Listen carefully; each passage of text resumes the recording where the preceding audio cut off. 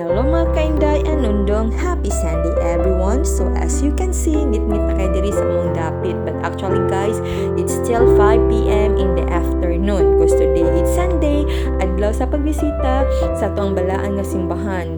Pero wa man ta nakasimba ganyang buntag, kay gipa-duty ta og half day. So I decide na lang nga mohapit para managkot.